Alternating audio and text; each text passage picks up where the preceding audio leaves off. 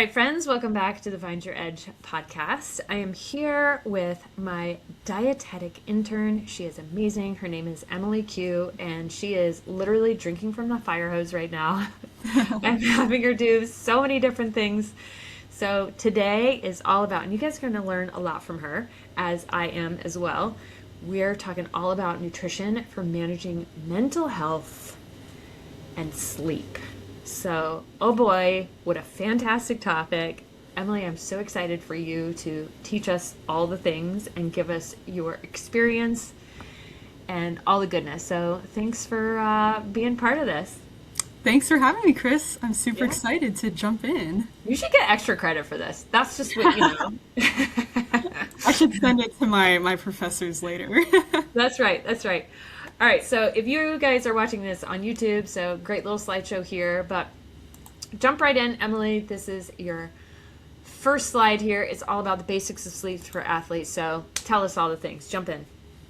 All right, so as athletes, no matter what sport you do, I know we're mostly about the endurance sports here, but no matter what sport you do, you're putting your body through a lot of stress in your training. So it's extra important that we do everything we can to recover and just kind of do all that muscle rebuilding from our hard training. So sleep is a major factor of that, probably one of the most important things, because that's when your body kind of does like all of its resetting and everything from the day. So I know that you might have heard that like the general recommendation is like at least 7 hours of sleep, maybe 7 to 9, but actually endurance athletes probably need more like 8 to 10. So probably more than you might think, especially in those more intense training blocks. I'm pretty sure somebody just fell off the treadmill. Yeah. Hearing that, like, wait, 8 to 10, there's no way I'm going to have time for that. So, yeah. 8 to 10, which is crazy. Yeah. And this is not like, you're not pulling this out of your rear end. Like this is well referenced for athletes and recovery. So, yes. Because a lot of important things are happening when we're asleep, like the muscle repair, like I was talking about, but also strengthening immune functions so we don't get sick and catch infections when our bodies are in a state of stress, and also for our neurocognitive performance too. As endurance athletes, we know that our sports are probably 90% mental, honestly, and just the snap decision making and just like your mental state while you're in training can really make a difference in how your workout goes, how your race goes, all that stuff. Yeah, totally. And while I'm switching over to the next slide, Emily, what's your background in sport? Yeah, so I have always done endurance sports. I think my first sport was swimming. I started that when I was really young, but pretty soon after that, I picked up running when I was in late elementary school, and I did, classic track in middle school, cross country and track in high school. And I actually had a brief stint on the UNC rowing team when I was in college. I was rowing, I was a walk-on to the team, and I rowed for about a year and a half, which was super cool. And now that I've been out of college for a few years, it's just been back to running for me. That's probably my first love and will always be. Yeah, very cool. We're y'all don't think that I haven't tried to get her to do a triathlon. So it might happen. It still might happen. Yeah. Cool. So yeah, now our next slide, the IOC, sleep and mental health. Oh, do tell us the things, and you're gonna have to give some context of what IOC is. Of course. So the IOC, it stands for the International Olympic Committee. They've released a statement that acknowledges sleep as a major contributor to athletic performance and a key element of athlete mental health. So in order to maximize all the benefits of sleep, they consider this like optimal sleep health to include sufficient sleep length, so that 8 to 10 hours we just mentioned, proper circadian alignment, so pretty much a regulated like sleep-wake cycle that your body, like if you've ever heard of the circadian rhythm, which is like your 24-hour kind of cycle, that's what it is. Good sleep quality and the absence of conditions like insomnia or sleep apnea. So basically just undisturbed sleep, undisturbed deep sleep. Mm-hmm. And then there's reality, what's actually happening in Exactly. in our house. All right, so dig more into this current research. Well, there have been many studies on sleep and athletes, whether it's elite athletes or recreational athletes, but many studies in elite athletes have found that as many as 39% report insufficient sleep like length and 20 to 38% poor sleep quality. So large percentage of athletes out here are not getting enough sleep. Yeah. And lots And of them. noting, I know Yeah. you didn't say less than 7 hours, so I know a lot of you out there are getting less than 7 hours because you think productivity is the best thing and you're going to be such a great athlete. Well,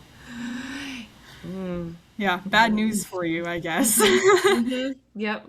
Included in this like bad sleep quality business, there's a large percentage of athletes with insomnia symptoms and general like sleep disturbance. And some of these consequences of not enough sleep, you can affect your cortisol secretion, which is the known as the stress hormone, and increase some pro-inflammatory cytokines, and which can like hinder your recovery from training. We're all about probably like inflammation can be good, but chronic inflammation is not.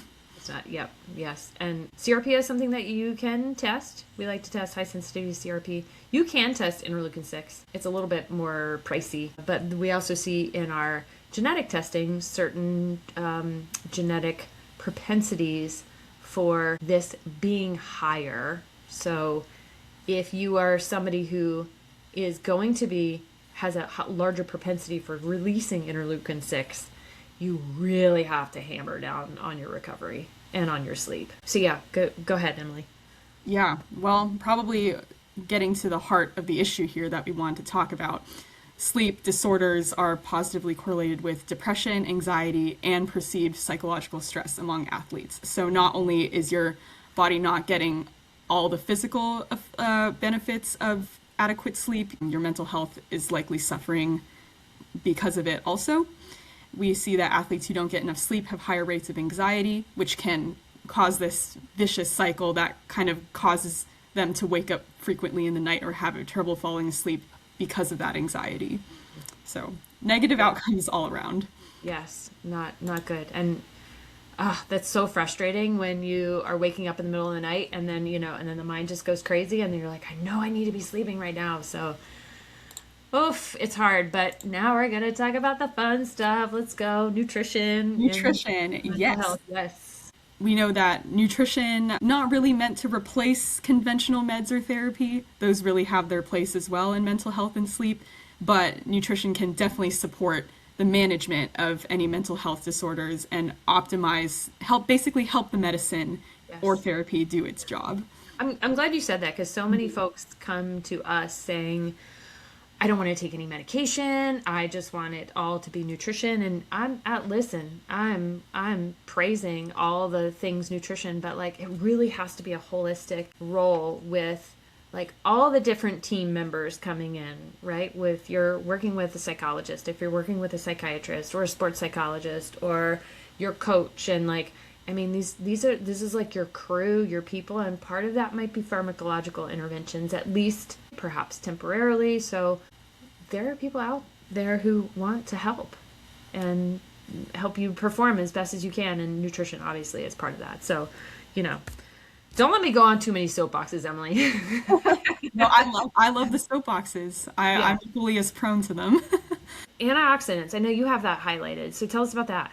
Yeah, so it's been proven that a foundational diet for optimal mental health primarily consists of whole foods and that have all high nutrient density. If you've ever heard of the Mediterranean diet, like if you eat similarly, like it doesn't have to be exactly the same foods that are generally documented in the Mediterranean diet, but if you eat a dietary pattern that's like similar to it, you usually have lots of fruits and vegetables, and those contain a lot of antioxidants, which really help to eliminate oxidative stress and inflammation in the body.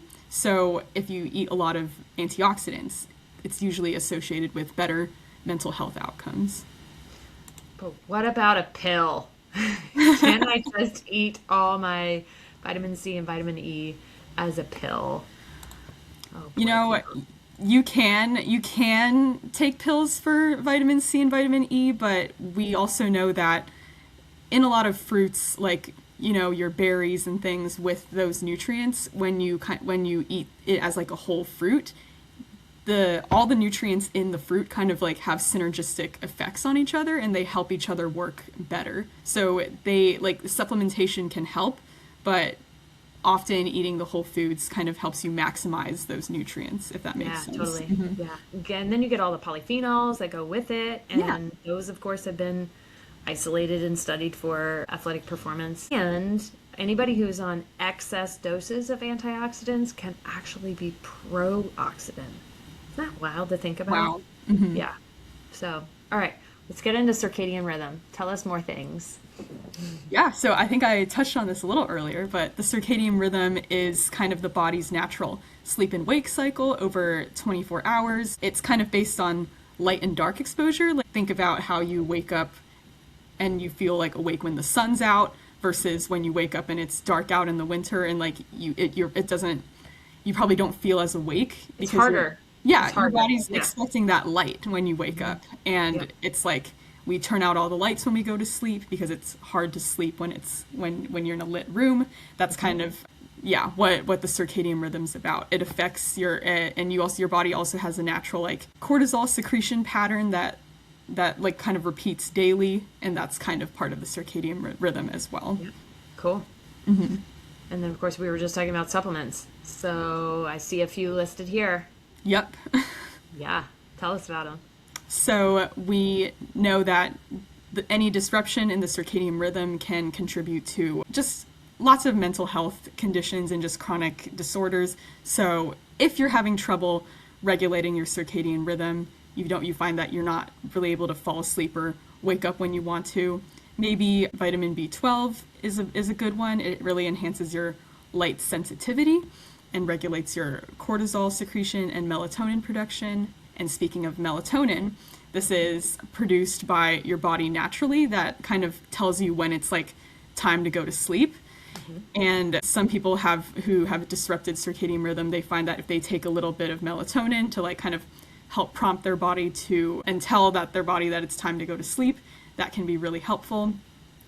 But we don't want to take too much because then our body will stop producing melatonin on its own. Yeah. So, and noting here that you've got 0.5 to 3 grams. And of course, and this is a more heavily body of research that's coming out that shows that these low dose melatonin are more effective than high dose. And if you go to the store, I can tell you right now, if you go to the drugstore, you go to the grocery store, you're going to find 5 grams. You're going to find 10 grams. You're going to find 20 grams. And people don't know. And I don't blame you. Like, why should you know? But there's like, I just need to get some sleep. I'm just going to grab this high dose melatonin. And then there's so many things that we can do prior to melatonin or in conjunction with melatonin. There's precursors to melatonin too.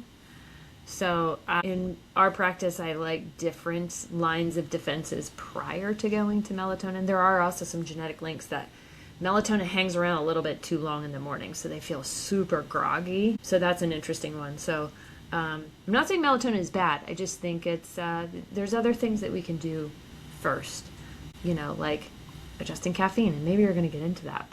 But first, phosphatidylserine, because I love this one. This is a cool one. Yeah, phosphatidylserine, it's a phospholipid that helps kind of prevent high cortisol levels at nighttime, because if you've got higher cortisol levels at nighttime, your body's a little bit more in that like stressful state, and you'll probably have a harder time falling asleep. Yes. So it just helps out with that. And that rhythm, that cortisol rhythm that Emily's been talking about, so you want cortisol to actually be high in the morning, and then it gradually drops off. It's called a diurnal curve. And another cool thing about phosphatidylserine, this is actually a really well-researched study for ADHD. So speaking of mental health, right? Especially in kids, but can be beneficial for other brain health taken at the right time. So cool. All right. Let's see. Anything else you want to pop in on that? Otherwise, let's get into insomnia.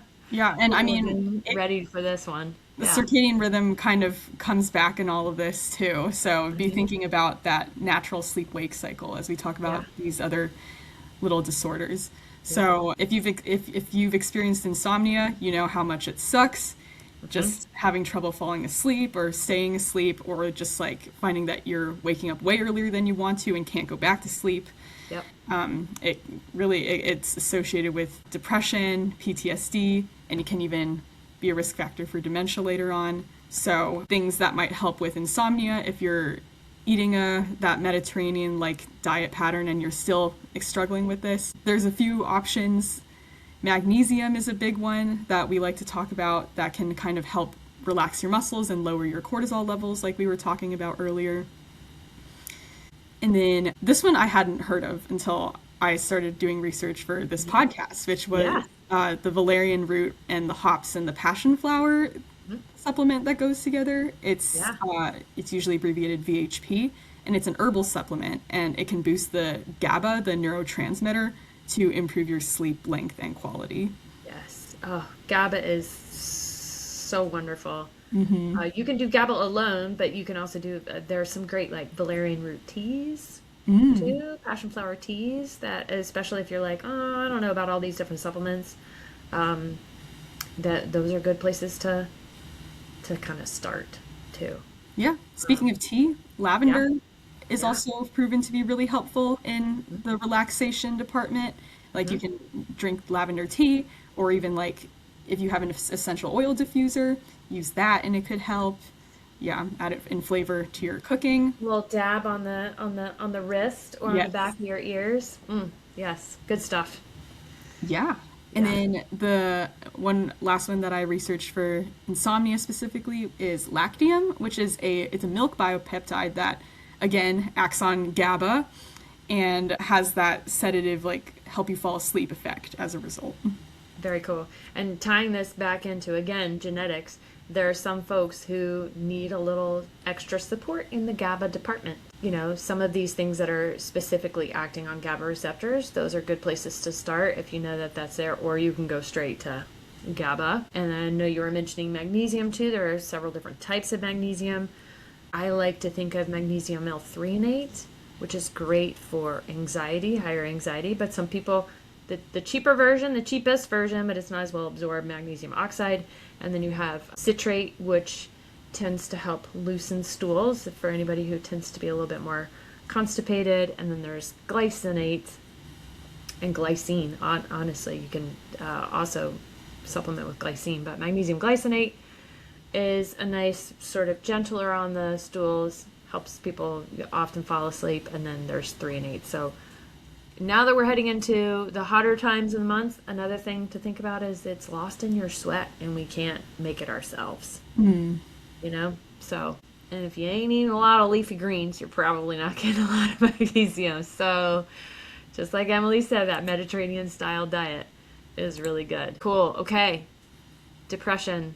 I mean, depression's not cool, but tell us about it. Yeah, we know how common depression is. It's also, like, especially, you might not think this at first because as athletes, we're constantly producing dopamine with all the exercise and training that we're doing, but it's actually depression's pretty common in athletes because of a lot of internal or external pressures to perform, especially if you're competing actively, and, like, it's just part of overtraining syndrome. You can get that kind of chemical imbalance in your brain because of that. The mechanism behind it is that, like, when you're training really intensely or extensively, you can initiate a stress response in the hypothalamus, pituitary, adrenal, or HPA axis, which is just a set of glands in your body that produce a lot of hormones. And speaking of pituitary, that's where melatonin comes from. So, exactly. Yeah, cool. So all this relates. So a few other supplement options to talk about that can help with depression. We see that vitamin D and B12 are often really low or deficient in people with depression. So if you're deficient in those, if you get labs done and find that, like, okay, this might be contributing to your depression, a lot of the times you'll be prescribed vitamin D or B12 supplementation. Yes, okay, and seeing that real food is great, and also I find this hilarious that we're talking about sleep right now, and I don't know if you can hear him or not, but my dog is snoring. I love that. So, yeah. But Emily, remind us of good food sources, not necessarily of lavender, because, but D, B12, and omega-3s. Yes. So vitamin D, you'll find that in your milk products, your dairy, like milk's got a lot of vitamin D, yogurt, B12. I think you find that a lot in animal products. So meat, Yeah. Yep. I think eggs, fish, Yep. So all that any stuff. vegan or vegetarian, just make sure you're getting your B12 tested. The range is very broad. So we have slightly tighter functional ranges, especially relating to athletic populations. So I like to see at least 500. But again, we're not necessarily just picking and choosing one thing, but it all goes together. And then omega-3 fatty acids, where do those come from? Oh, our fatty fish. Love our fatty Yes. fish and some Yes. nuts as well. Hmm. Yeah. Are you a sardine person? I can't do sardines. That's like a hard pass for me. But Um, salmon is good. I love salmon. Do Sardines you? are like, I don't You're know. an iffy one? Okay, you're braver than I am. In You're my braver than food I science class, my professor, who's awesome, she's a huge fan of canned fish because of like the affordability and like the am. protein Yes. content.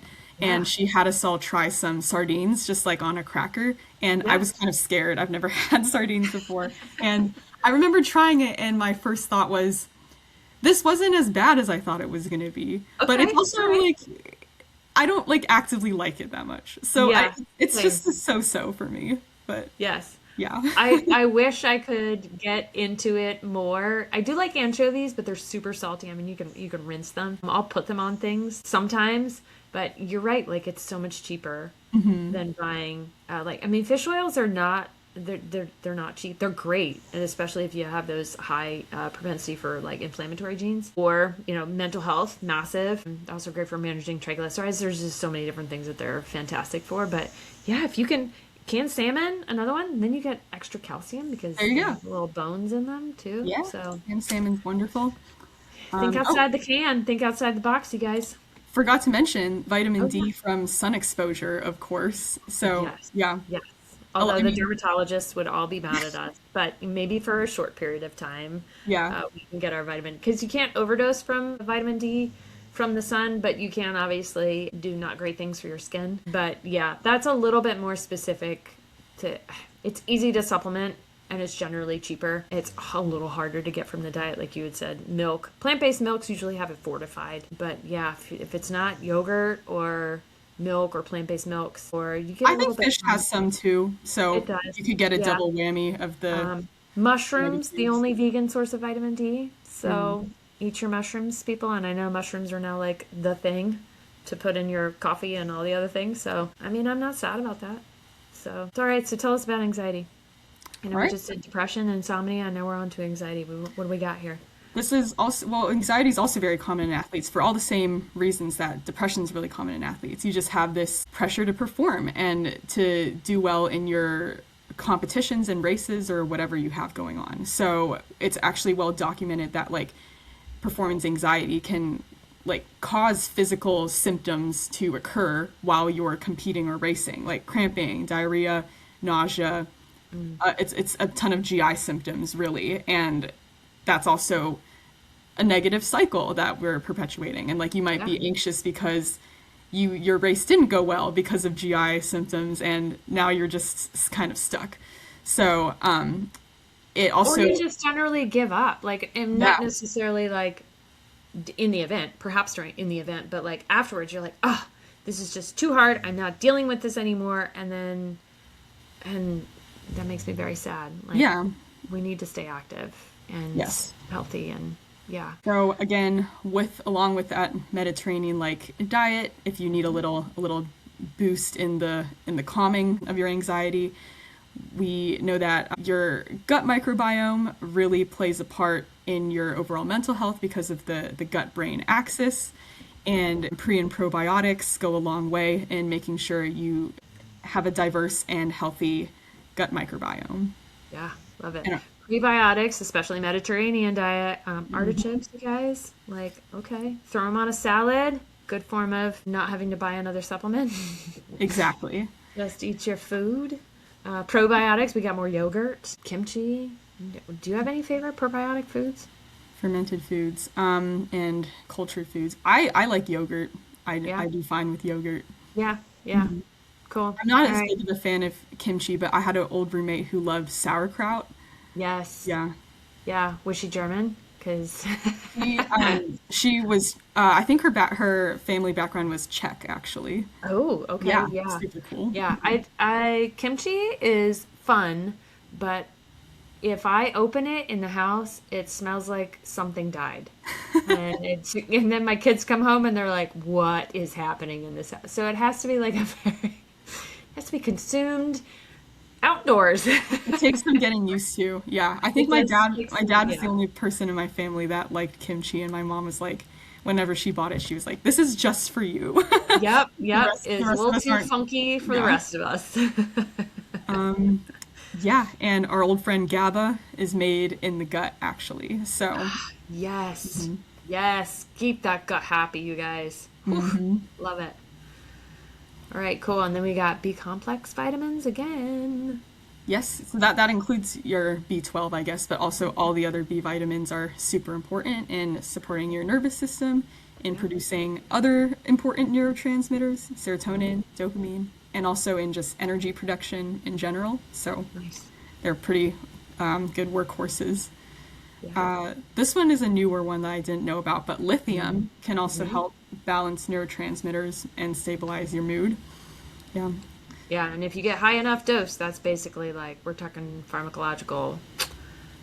So that's not my personal like go-to. That's like I think that lithium should be taken in conjunction with a functionally informed psychiatrist who can make sure that you're supported all around, right? Right. So, yeah. If you don't want to go the pharmacological route and want to stay a little more, I guess, quote unquote natural, Yeah. also chamomile extract and passion flower extract can also calm anxiety and things Yeah. like that. So, Yeah. Chamomile is so great. Speaking of like, teas, I know we were talking about like lavender teas. I like to get, especially in the summertime, a chamomile lavender tea. So like two in one.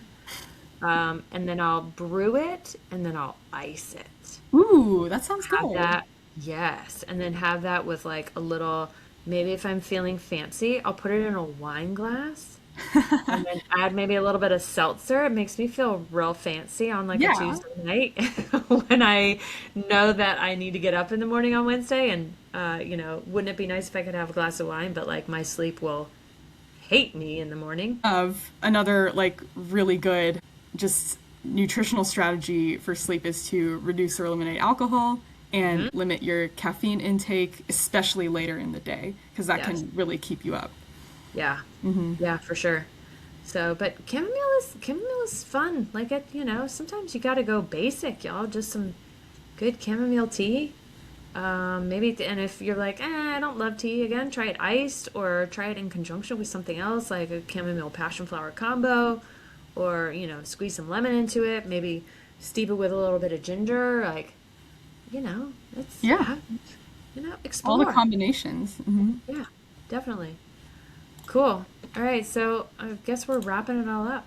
Yeah. So if you want like some good like basic take home points from this podcast episode, I guess it's just that if you're an endurance athlete, you need more sleep than the general population Yeah. in order to maximize that recovery. If you don't get good sleep, it could really take a toll on your mental health and even if you're not like officially diagnosed with any of these conditions that we talked about, like it could definitely affect your training and just your general quality of life day to day. And we know that nutrition in the forms of both whole foods and supplements can be used together with conventional meds and therapies to help treat these mental health conditions if Yeah, need be. love that.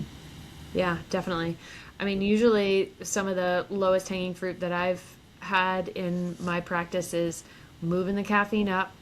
Like, again, we see that in genetics. Some people process it really quickly, and some people don't.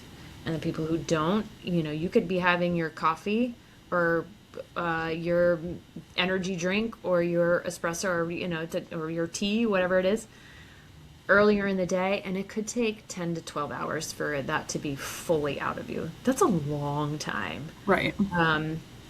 If you have anything that says pre-workout in it, some people are sensitive to even like a dark chocolate right before they go to bed, which, sounds delightful, but might be just that little tiny bit of caffeine that's going to set them off. So usually that's a good place to start. And then again, are you eating mostly whole foods? What's your stress look like? Do we need some like nervous system settling strategies to get you to sleep a little bit better? So, there's some, or, when is your meal time?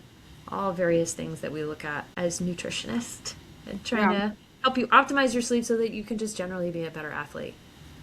So, And with all that said, even it is so hard. It is so hard to at baseline to get the amount of sleep you need. Like I know, at least when I was competing in rowing, like with the rough training schedule and the hard classes and like trying to balance a social life with all of that, I was not getting enough sleep, and I remember how my mental health suffered for it during that time. Yeah. Did you see that amongst your teammates at all too? Oh, absolutely. I'm really lucky. I think I don't like coffee and I don't really like alcohol, so I've never really touched either of those. But I had some teammates that were drinking like 2 Celsiuses like a day because they were just so tired, so they needed the energy drink, but then all that caffeine was probably keeping them up and they probably couldn't sleep. So yeah.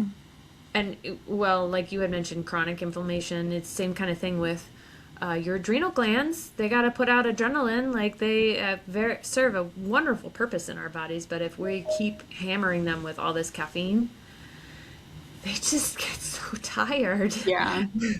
So then we dig ourselves into this deeper hole that's just so much harder to get out of with all this caffeine. It's, but there's a lot of messages around like all the different things that we have to do to like be an awesome human. But at the end of the day, like, if you're eating whole foods, if you're getting some exercise, but not too much, and, being around your social support crew, supplementing wisely, so strategically based on, your health metrics, understanding your body and what it needs, then it can be hopefully ironed out and simpler than it seems. And sometimes you got to pull in some other team members for your care team to help you in this process. So you're not alone. Right. If exactly. you're struggling with sleep or if you're struggling with mental health. So we see you out there. Yeah. Your providers all just want to work together and help you. Yeah, for sure. All right, Emily, this was super helpful, and I'm excited to learn more from you and have everybody else learn from you as well. So everybody out there, if you have any questions, any comments, send us a DM on Instagram at The Endurance Edge, however you want to get it to us, because if there's any specific topic that you want to hear about, I totally want to hopefully have Emily learn, and then also you guys learn in the process. So we're all learning here. Absolutely. I 100% do not know it all. I am constantly learning. This is just such a fascinating journey, all to help you guys make life easier. So thanks again for listening to Find Your Edge podcast, and we will catch you next time.